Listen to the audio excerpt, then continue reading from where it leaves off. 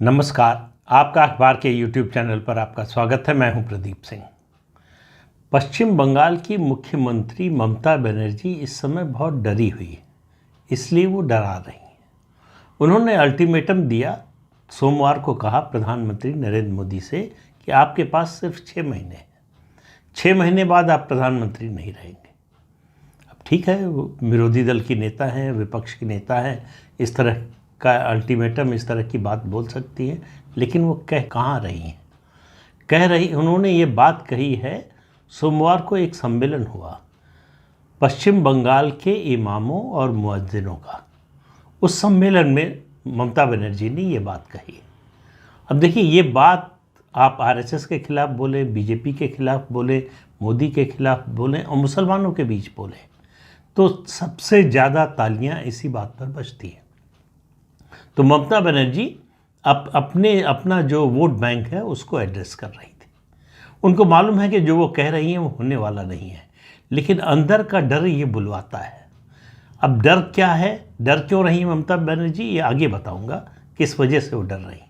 तो उन्होंने इस सम्मेलन में बड़े विस्तार से बताया कि उन्होंने अपनी सरकार में 12 साल के शासन में मुसलमानों के लिए क्या क्या किया है, कौन सी योजनाएं शुरू की, किस तरह से। फिर उनको याद दिलाया कि वो रोज़ा भी रखती हैं और रोज़ा इफ्तार भी किया उन्होंने कहा बड़ी आलोचना हुई इसके लिए। बीजेपी के लोगों ने तो मेरा नाम भी रख दिया। उन्होंने नाम नहीं लिया कि क्या नाम रखा, बीजेपी के लोग उनको मुस्लिम नाम से बुलाने लगे हैं। तो ये सब बातें वो बता रही थी इसलिए कि देखो मैं तुम्हारे लिए कितना कर रही हूँ, मुझसे दगाबाजी मत करना, मुझसे अपनी वफादारी बनाकर रखना। अब ममता बनर्जी को ये कहने की ज़रूरत क्यों पड़ रही है, ये उसी सम्मेलन में उन्होंने कहा, अपना डर भी बताया। उन्होंने कहा कि नरेंद्र मोदी और बीजेपी माइनॉरिटीज़ को बांटने की कोशिश कर रहे हैं। ध्यान दीजिएगा बात पर। उन्होंने ये नहीं कहा कि प्रधानमंत्री नरेंद्र मोदी, बीजेपी, आरएसएस ये हिंदू मुस्लिम में बंटवारा करना चाहते हैं, उनके बीच में मतभेद पैदा करना चाहते हैं, लड़ाई करना चाहते हैं, ऐसा नहीं कहा। उन्होंने कहा माइनॉरिटीज़ में, उनका मतलब मुसलमानों में बंटवारा कराना चाहते हैं। अब आप सोचिए कि प्रधानमंत्री नरेंद्र मोदी की इतनी ताकत है कि वो मुस्लिम वोट का बंटवारा करा सके पश्चिम बंगाल में। अभी इसमें सच्चाई कितनी है इस पर मैं जाता ही नहीं। मैं तो केवल ममता बनर्जी के डर की बात कर रहा हूँ। उन्होंने इमामों का वेतन जो है 500 रुपये, उसमें बढ़ोतरी करने की घोषणा की, तो साथ में बैलेंस करने के लिए पुजारियों के वेतन में भी 500 की बढ़ोतरी की घोषणा कर दी। लेकिन उनका सारा ध्यान मुसलमानों पर था कि बंटना मत। उन्होंने चेतावनी दी कि देखो अगर बंट जाओगे तो इसका नुकसान उठाना पड़ेगा। उन्होंने कहा कि भाजपा पैसा दे रही है, तो किसको दे रही है। अब आप देखिए, धीरे धीरे वो खुलती गई। पहले इशारे में बात कर रही थी, फिर सीधे आ गई। उन्होंने कहा किसी दरगाह को राजनीति में नहीं आना चाहिए। जैसे मेरा मानना है कि वेलूर मठ के लोगों को राजनीति में नहीं आना चाहिए, उसी तरह से फुरफुरा शरीफ के लोगों को राजनीति में नहीं आना चाहिए, और मुझे उम्मीद है कि वो राजनीति में नहीं आएंगे। अब ममता बनर्जी को भी मालूम है। फुरफुरा शरीफ से जुड़े हुए इस्लामिक स्कॉलर अब्बास सिद्दीकी ने पिछले विधानसभा चुनाव से पहले एक राजनीतिक दल का गठन किया, ISF, इंडियन सेकुलर फ्रंट। ये अलग बात है कि उसका सेकुलरिज्म से कोई लेना देना नहीं है उस फ्रंट का। इसने गठबंधन किया किसके साथ? मार्क्सवादी कम्युनिस्ट पार्टी के साथ। उनसे गठबंधन करके विधानसभा का चुनाव लड़ा। उनका एक विधायक जीता, सिद्दीकी का भाई जीता है वहाँ से। भांगर है कॉन्स्टिट्यूंसी, वहाँ से जीता है, और उसी इलाके में आता है जहाँ पर ये फुरफुरा शरीफ की दरगाह है। इस दरगाह की मुसलमानों के बीच में बड़ी पैठ है, बड़ी मान्यता है। ममता बनर्जी का डर ये है। और ममता बनर्जी क्यों डरी है? केंद्र सरकार की ओर से फुरफुरा शरीफ दरगाह को आर्थिक मदद मिली है, उनको डर है। अब आप देखिए, उनके डर को समझिए। पश्चिम बंगाल में 27% मुस्लिम आबादी है। इस आबादी में जो भी मतदाता है उनका ज़्यादातर वोट ममता बनर्जी को मिलता है। पहले कांग्रेस, CPM और टीएमसी में बंटता था। लेकिन पिछले कुछ समय से जिस तरह से सफाया हुआ है सीपीएम और कांग्रेस का, अब उस पर पूरा अधिकार ममता बनर्जी का है। तो बात केवल वो बीजेपी की नहीं कर रही।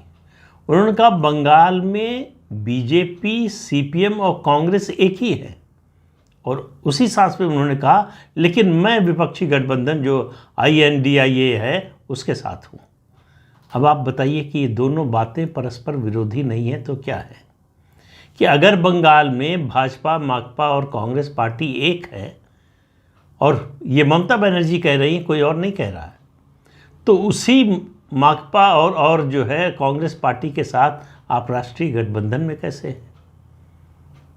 तो ये परस्पर विरोधी बात ममता बनर्जी ही कर सकती हैं। अब सवाल ये उठता है कि अगर वो ऐसा मानती हैं, ये तीनों बंगाल में एक हैं, तो वो राष्ट्रीय गठबंधन में शामिल क्यों हो रही हैं? डर, फिर कह रहा हूँ, उनका डर, उनको जो डर सता रहा है कि मुस्लिम वोट बंट सकता है, वो एकदम रस्सी की धार पर चल रही हैं। आप ये समझ लीजिए कि मुस्लिम वोट का थोड़ा सा भी हिस्सा टीएमसी से खिसका और ममता बनर्जी और उनकी पार्टी धड़ाम से गड्ढे में गई। ये डर जो है उनको, ख़ासतौर से फुरफुरा शरीफ की ओर से जो ये पार्टी बनाई गई है ISF, उसके बाद से ज़्यादा सताने लगा है। विधानसभा चुनाव में देखा कि बहुत ज़्यादा असर नहीं हुआ, लेकिन अब लोकसभा का चुनाव आ रहा है। लोकसभा चुनाव में लोगों के वोट देने के प्रति सोचने का रवैया बदल जाता है। वो लोकल की बजाय नेशनल तस्वीर को देखकर वोट देते हैं। इसीलिए बीजेपी को 2019 में 42 में से 18 सीटें मिली, जबकि विधानसभा में उसके 3 विधायक थे सिर्फ 2016 के चुनाव में, और 2014 के लोकसभा चुनाव में सिर्फ 2 लोकसभा सीटें जीती थी बीजेपी। 2 से सीधे 18 सीट पर पहुंची। उसके बहुत से कारण थे। उसमें एक बड़ा मुद्दा था CAA का। जो बांग्लादेश से आए हुए हिंदू हैं, मथुआ समुदाय के लोग खास तौर से, उनको भारतीय नागरिकता दिलाने का वादा मुद्दा जो पूरा नहीं हुआ, तो उसकी वजह से उसका नुकसान बीजेपी को 2021 के विधानसभा चुनाव में हुआ। लेकिन अब वो CAA का मुद्दा फिर से गर्म होने वाला है। CAA का कानून तो संसद से पास हो चुका है, सिर्फ रूल्स फ्रेम होने हैं। और अगर केंद्रीय गृह मंत्री अमित शाह की बात माने, वो पिछले साल उन्होंने कई कार्यक्रमों में कहा कि CAA लागू होगा, रूल्स फ्रेम होंगे। अब सवाल यह है कि लोकसभा चुनाव से पहले होगा या उसके बाद होगा। अगर लोकसभा चुनाव से पहले नहीं हुआ तो उसका नुकसान पश्चिम बंगाल में बीजेपी को होगा। अगर हो गया तो उसका फ़ायदा होगा, हिंदू कंसोलिडेशन होगा। और ममता बनर्जी का जो डर है, उनको डर ये है कि ISF, CPM और कांग्रेस, ये 3 मिलकर उनका जो मुस्लिम वोट बैंक है उसमें सेंध लगा सकते हैं। इसी से उनको डर है, इसीलिए वो प्रधानमंत्री पर ज़्यादा हमला कर रही है, इसीलिए वो बीजेपी पर ज़्यादा हमलावर है। अब उनके दुर्भाग्य से एक और घोटाला सामने आ गया है, वो है मुस्लिम छात्रों की स्कॉलरशिप का घोटाला। लगभग 830 ऐसी संस्थाएं हैं पश्चिम बंगाल में जो फर्जी रूप से स्कॉलरशिप का पैसा केंद्र से तो लेती थी, आगे कहीं जाता नहीं था, सब कागज़ पर हो रहा था। अब इसकी CBI की जांच केंद्र सरकार ने बिठा दी है। तो अब ये जांच की आंच ममता बनर्जी की सरकार तक भी पहुंचेगी कि आखिर इन संस्थाओं की जो संस्तुति थी उसको राज्य सरकार के अधिकारियों ने मंजूरी कैसे दी, वेरिफिकेशन कैसे हुआ, और वो पैसा आया तो गया कहाँ, किन लोगों के अकाउंट में गया, वहाँ से किसके अकाउंट में गया, इस सब की जांच होगी। तो पहले से ही एजुकेशन घोटाला और जाने क्या क्या घोटालों की जांच चल रही, CBI, ED, चाहे माइनिंग घोटाला हो, चाहे कोल स्कैम की बात हो, तमाम घोटालों की जांच चल रही है पश्चिम बंगाल में। उसमें एक नया घोटाला जुड़ गया है। तो ममता बनर्जी के लिए पश्चिम बंगाल में हिंदू मुस्लिम वोट नहीं, सबसे बड़ा उनकी सरकार के खिलाफ जो भ्रष्टाचार के आरोप है, जो कोर्ट मॉनिटर्ड जांच चल रही है, समस्या वो है। उनके कई मंत्री और नेता जेल में हैं। करोड़ों रुपए कैश बरामद हुए उनके एक मंत्री के यहाँ से, जो उनका सबसे करीबी माना जाता है, पार्थो चैटर्जी। और उसके अलावा अनुव्रत मंडल, जो उनका मतलब दोनों लेफ्ट हैंड राइट हैंड माने जाते थे, जो गो तस्करी का एक बड़ा सरगना है, उसके खिलाफ ईडी की जांच चल रही है। उसकी बेटी की संपत्ति की भी जांच चल रही है कि इतने कम समय में इतना पैसा कहाँ से आया। उसने कहा मुझे कुछ मालूम नहीं, सब ये मेरे पिताजी ने दिया है। तो ममता बनर्जी की मुश्किल थोड़ी बहुत नहीं है, इसलिए उनको उस राष्ट्रीय गठबंधन की ज़रूरत है कि जब उन पर चौतरफा हमला हो तो बचाने के लिए राष्ट्रीय स्तर पर दूसरी पार्टियां हो, और राष्ट्रीय स्तर पर उस गठबंधन में जो दूसरी पार्टियां हैं उनको भ्रष्टाचार से कोई परहेज नहीं है। वो भ्रष्टाचार की जांच से उनको परहेज है, उसका विरोध है। उनका मानना है कि भ्रष्टाचार की जांच मतलब पॉलिटिकल वेंडेटा। अगर आप भ्रष्टाचार की जांच नहीं करते हैं उसका मतलब है कि आप पॉलिटिकल वेंडेटा में यकीन नहीं करते, यानी राजनीतिक बदले की कार्रवाई में यकीन नहीं करते। लेकिन अगर जांच करा रहे हैं तो ये पक्का वही है। उनको इससे कोई मतलब नहीं कि इसमें घोटाला हुआ है कि नहीं, भ्रष्टाचार है कि नहीं, कौन दोषी है, कौन जवाबदेह है, उसके खिलाफ एक्शन क्यों नहीं होना चाहिए, जांच क्यों नहीं होना चाहिए, इसमें नहीं जाना चाहते।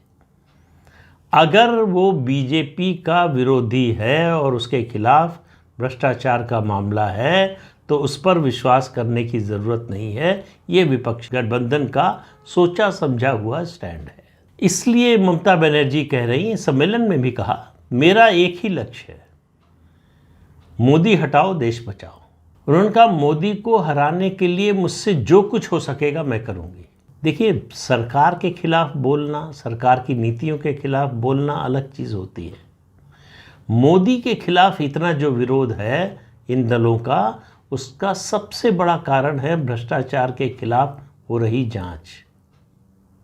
उनको लगता है कि ये आदमी रहेगा तो हमको एक दिन जेल भिजवाएगा, तो अगर जेल जाने से बचना है तो इस आदमी को हटाना पड़ेगा। तो उस विपक्षी गठबंधन का ये सबसे बड़ा अघोषित लक्ष्य है। तो इसलिए सम्मेलन में बार बार एक तरह से मुसलमानों को वो बताती और चेतावनी भी देती रही कि भारतीय जनता पार्टी मुस्लिम वोटों का बंटवारा करना चाहती है। ये मुझे याद नहीं आता, ये मुझे लगता है कि ये शायद पहला ऐसा मौका होगा जब ममता बनर्जी मुस्लिम मौलवियों के बीच में बोल रही हों और वो हिंदू मुसलमान की बात ना करें, बीजेपी की बात करते हुए वो बात करें कि बीजेपी मुसलमानों में बंटवारा करना चाहती है। यानी सीधा सा मतलब है कि टीएमसी से मुस्लिम वोट कम नहीं होना चाहिए, उसके लिए वो किसी भी हद तक जाने को तैयार है। अब इसका कितना असर मुस्लिम मतदाताओं पर पड़ेगा और इसकी क्या प्रतिक्रिया हिंदू मतदाताओं पर होगी, इसकी क्या प्रतिक्रिया पूरे प्रदेश पर होगी, भ्रष्टाचार के जिन मामलों की जांच हो रही है उसका क्या असर होगा, ये सब पता चलेगा लोकसभा चुनाव के समय। दोनों पक्षों के दावे हैं। ममता बनर्जी कहती हैं कि अगर सीपीएम और कांग्रेस हमको पश्चिम बंगाल हमारे लिए छोड़ दें तो हम 42 में 40 सीटें जीत सकते हैं। बीजेपी आजकल दावा कर रही है कि वो 42 में से 33 सीटें जीत सकती है, 33। तो दावे तो दोनों तरफ से होते हैं चुनाव के समय, लेकिन इतना बता दें कि वो जो लग रहा था 2021 के विधानसभा चुनाव के बाद कि बीजेपी इस बार साफ हो जाएगी लोकसभा चुनाव में, वो स्थिति बिल्कुल बदल चुकी है। अब सवाल ये है कि लोकसभा चुनाव 2019 में जो 18 सीटें आई थी उससे कितनी बढ़ेंगी। बहुत से लोगों को ये बात आश्चर्यजनक भी लग सकती है, लेकिन पश्चिम बंगाल की स्थिति यही है और ममता बनर्जी का डर इसकी पुष्टि कर रहा है। तो ममता बनर्जी का ये डर पश्चिम बंगाल की राजनीति तक ही सीमित नहीं रहेगा, इसका असर पूरे देश की राजनीति पर पड़ने वाला है। क्या भारत का मुस्लिम मतदाता इस बार यानी 2024 में कुछ अलग तरह से सोचेगा? जब मैं ये कह रहा हूँ तो मैं ये बिल्कुल नहीं कह रहा हूँ, ये सवाल नहीं पूछ रहा हूँ कि क्या भारत का मुस्लिम मतदाता भाजपा को वोट देगा। इसमें मुझे कोई शंका नहीं है कि नहीं देगा, लेकिन क्या वो सिर्फ इस आधार पर वोट देगा कि हमको सिर्फ बीजेपी को हराने के लिए वोट देना है? ये प्रश्न है। जो अंतर अगर आएगा तो वो इसी प्रश्न के उत्तर से आएगा। तो इस अंक में इतना ही। अगले अंक में फिर मिलेंगे किसी नए मुद्दे के साथ। तब तक के लिए अनुमति दीजिए। आपसे अनुरोध है कि ये चैनल देखिए, शेयर कीजिए, लाइक कीजिए और सब्सक्राइब ज़रूर कीजिए। नमस्कार।